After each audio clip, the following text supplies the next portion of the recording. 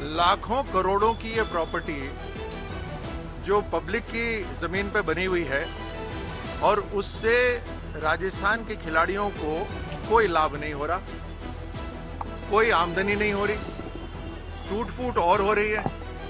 बिजली का खर्चा पिछले 4 साल से नहीं दिया हुआ, जितना पैसा बनता है आरसी के ऊपर वो अभी तक नहीं दिया हुआ।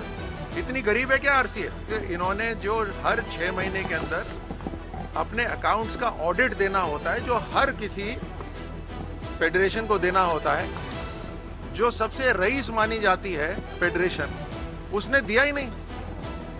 हर 6 महीने तो बहुत दूर की बात है, कई सालों से अपना ऑडिट ही नहीं दिया हुआ, क्योंकि चुनाव सर पर आ गया था और वो भी बांटे नहीं गए, अभी भी दफ्तरों में पड़े हुए हैं। मुझे बताइए, ये 126 करोड़ से कितना बड़ा बड़ा काम हो सकता था? क्या अपने आप में जुल्म नहीं है?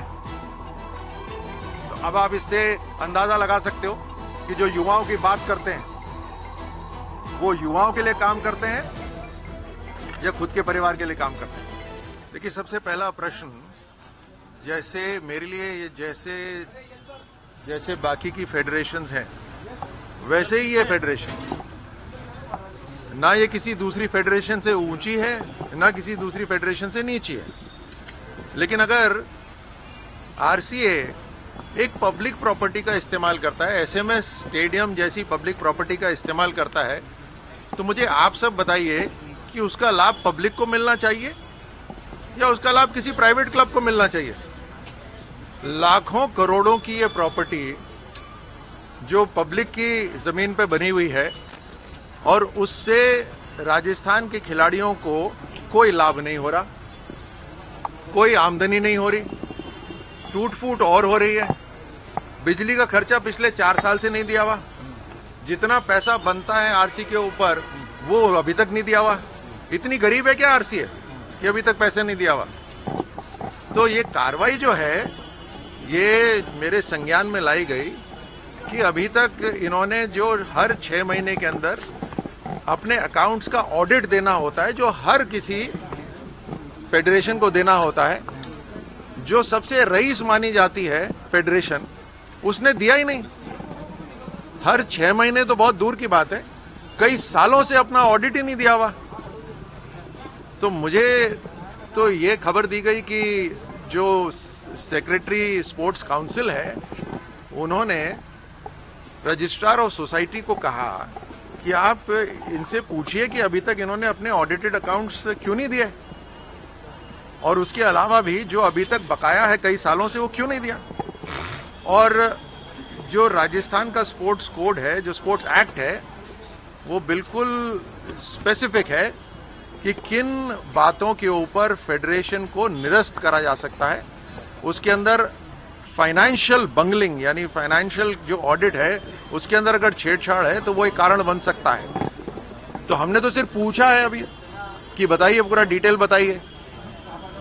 लेकिन मैं आपको बता सकता हूं इतना कि आईपीएल टूर्नामेंट राजस्थान के अंदर भव्य तरीके से होगा और उसको राजस्थान सरकार बीसीसीआई की मदद से राजस्थान के साथ मिलकर जितना भव्य उससे और ज्यादा भव्य होगा। और उसका लाभ, ये खास तौर से सुन लीजिए, और उसका लाभ राजस्थान के खेलों को होगा, किसी प्राइवेट किसी घर पे नहीं जाएगा। भाई साहब, जो संघ बनाए गए थे वो भी, उस पर भी कहीं ना कहीं जांच है जिला स्तर पर। अब इससे जुड़ी हुई सारी कार्रवाई बिल्कुल कानूनी तरीके से हो भी रही है, आगे भी वैसे ही होगी। अशोक गहलोत आए थे, उन्होंने कहा कब्जा करने की कोशिश की, जबकि खेल के लिए बहुत कुछ काम किया है उसकी सरकार ने उस समय। 126 करोड़ रुपए सिर्फ टी शर्ट और बनियान के ऊपर, टी शर्ट और निकर के लिए, और वो भी अभी तक दफ्तरों में पड़े हुए हैं। जिस मंत्रालय का बजट तकरीबन 50 करोड़ है सालाना और जिसमें तनख्वाह ही 38 करोड़ की चली जाती है, तकरीबन 12 करोड़ बचते हैं, ऐसे मंत्रालय के अंदर 200 करोड़ डाले गए, अच्छी बात है, लेकिन 200 करोड़ में से 126 करोड़ केवल निकर और टी शर्ट के ऊपर गहलोत जी की गया, क्योंकि चुनाव सर पर आ गया था और वो भी बांटे नहीं गए, अभी भी दफ्तरों में पड़े हुए हैं। मुझे बताइए, ये 126 करोड़ से कितना बड़ा बड़ा काम हो सकता था? क्या अपने आप में जुल्म नहीं है?